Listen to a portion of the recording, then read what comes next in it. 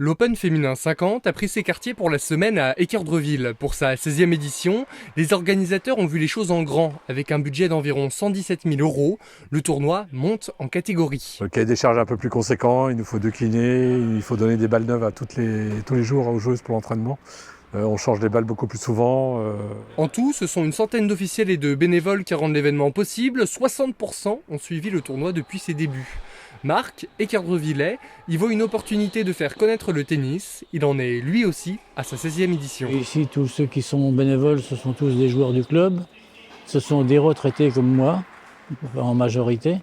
Donc, ce qui fait qu'on a une très très bonne ambiance. Donc ça fait une dizaine de jours tous ensemble, à vivre tous ensemble, manger ensemble et passer des journées entières. Bon là, il y a tous les petits ramasseurs de balles qui sont arrivés. Là, ça nous change un peu de ceux d'habitude, ils arrivent le jeudi. Ils sont 36 en tout, chapeautés par une équipe dirigée par Delphine, qui elle aussi est là depuis 16 ans. Habituellement, on ramassait que le week-end.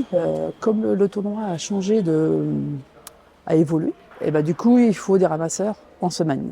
Cette année, j'appréhendais parce que passer de 15-16 ramasseurs à 36, c'est pas le même effectif. Il y a eu des entraînements en amont depuis le mois de juin. Ils ont eu une dizaine d'heures d'entraînement. On a des arbitres pros, on a des joueuses pros. Nous sommes amateurs, donc il faut qu'on soit des mini-pros. Parmi les ramasseurs, il y a Louis et Timothée, 12 et 10 ans. Cette semaine, pas d'école, mais un travail d'envergure, assurer un service essentiel aux joueuses pendant le tournoi. C'est bien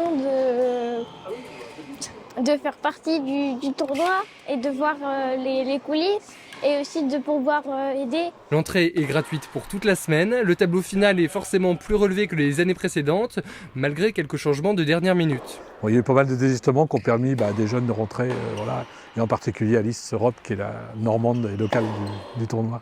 De nouvelles normes sont prévues pour 2025, de quoi rajouter un cahier des charges déjà bien rempli, mais en attendant, au programme de cette semaine, c'est une ambiance conviviale, une restauration assurée sur place et surtout des rencontres de haut niveau. Et la toute première année de tournoi, on a eu une devise qui nous a été faite par le superviseur du tournoi, qui s'appelait Jean-Luc Reinhardt, un tournoi sérieux qui ne se prend pas au sérieux.